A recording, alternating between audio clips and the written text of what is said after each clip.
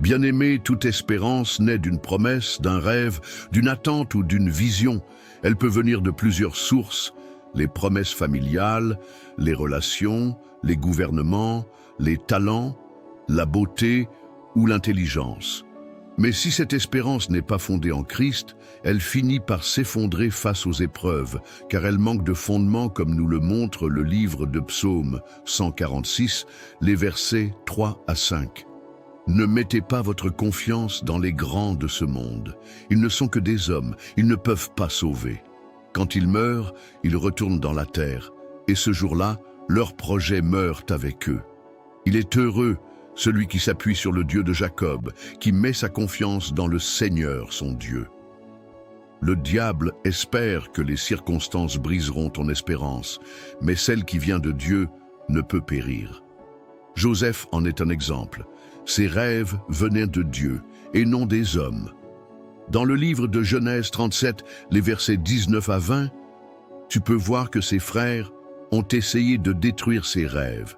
Ils se disent l'un à l'autre: voici le faiseur de songes qui arrive.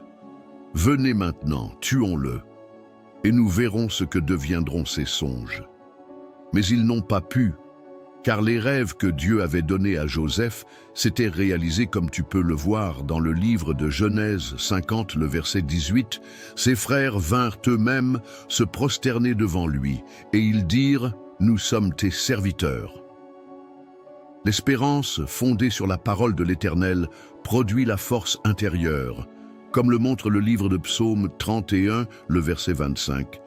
Fortifiez-vous et que votre cœur s'affermisse, vous tous qui espérez en l'Éternel.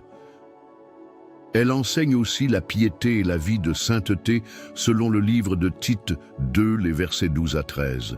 Cet amour nous apprend à rejeter ce qui est mauvais et les désirs de ce monde. Ainsi, nous pourrons mener sur cette terre une vie raisonnable, juste et fidèle à Dieu, en attendant le merveilleux jour que nous espérons. Ce jour-là, notre grand Dieu et Sauveur Jésus-Christ paraîtra dans sa gloire.